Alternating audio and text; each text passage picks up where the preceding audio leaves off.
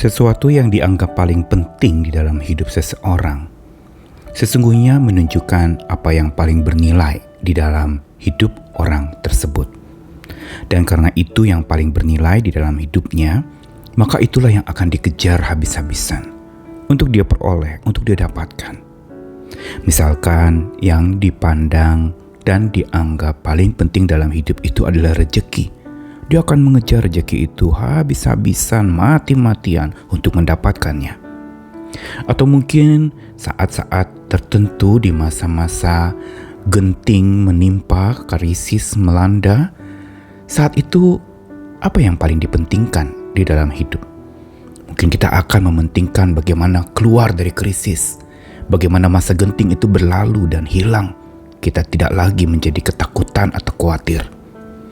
Kita pasti akan pentingkan jalan keluar dari masalah hidup kita, atau bagaimana selesainya persoalan-persoalan yang kita hadapi.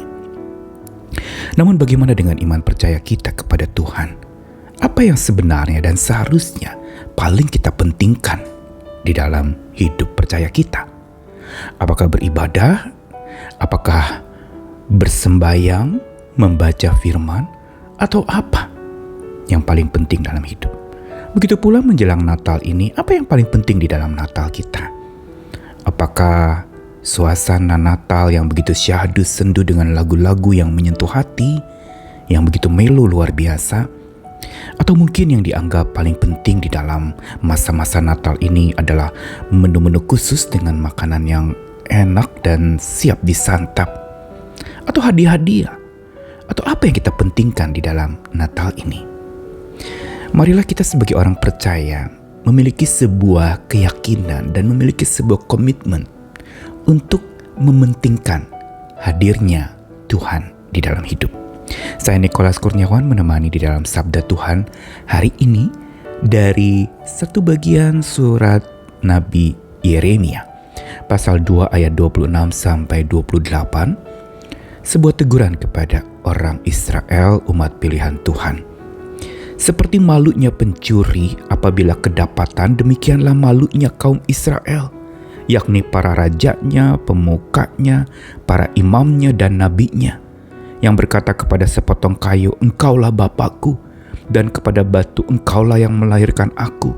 Sungguh, mereka membelakangi aku dan tidak menghadapkan mukanya kepadaku. Tetapi pada waktu mereka ditimpa malapetaka, mereka baru berkata, bangkitlah menyelamatkan kami. Di manakah para allahmu yang kau buat untuk dirimu? Biarlah mereka bangkit, jika mereka dapat menyelamatkan engkau pada waktu malapetakamu.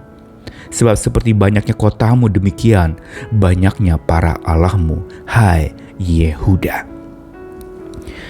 Teguran Tuhan kepada bangsa pilihannya ini sangat keras. Dan ini sebenarnya bukan semata ungkapan amarah, tetapi sebuah ungkapan kasih sayang yang mau mengingatkan umat yang sedang membelakangi Tuhannya. Umat yang tidak mempedulikan kehadirannya.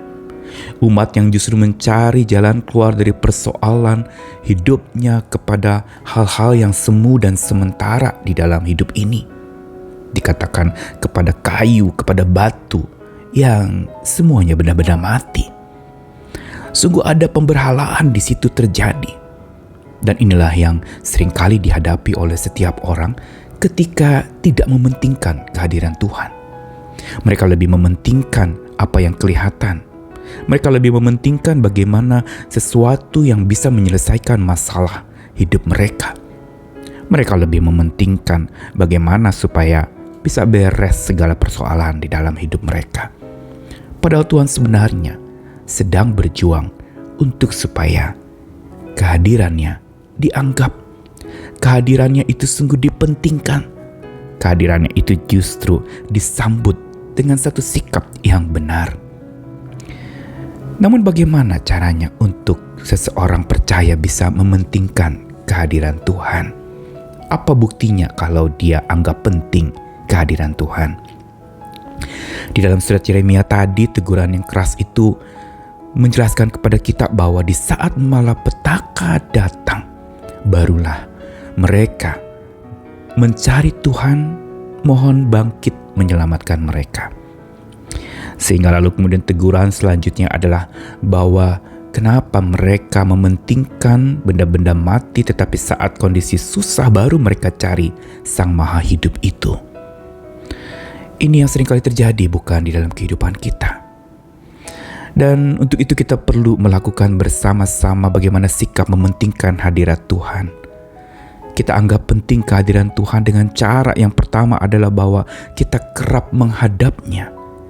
Berarti ada sebuah persekutuan yang karib dengannya. Kita selalu punya waktu untuk menghadap Dia. Bahkan di setiap saat kita selalu menghadapnya. Apakah berarti kita harus berdoa terus, pejam mata, lipat tangan, atau baca Alkitab terus setiap hari, setiap saat? Tentu saja bukan itu. Tapi kerap menghadap Tuhan berarti kita betul-betul menyadari Tuhan selalu ada di hadapannya. Tuhan selalu menemaninya. Dan itulah yang membuat kita menjadi punya sikap hormat, sikap bijak, karena kita tahu Dia ada di hadapan kita. Inilah yang membangkitkan kesadaran bahwa hidup selalu di hadapan Tuhan.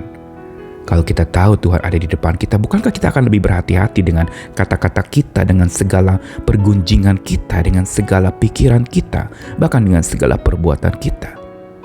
Orang yang anggap penting kehadiran Tuhan itu bukan saja kerap menghadap Tuhan, tetapi sadar bahwa hidupnya selalu ada di hadapan Tuhan yang sedang memandu dia berjalan di muka dan di depannya.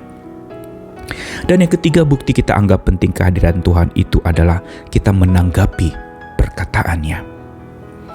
Satu bukti kehadiran Tuhan adalah Dia masih mau berkata-kata kepada kita, tapi seringkali kita tidak gubris perkataannya. Baru saat darurat kita cari-cari dan ingat Tuhan.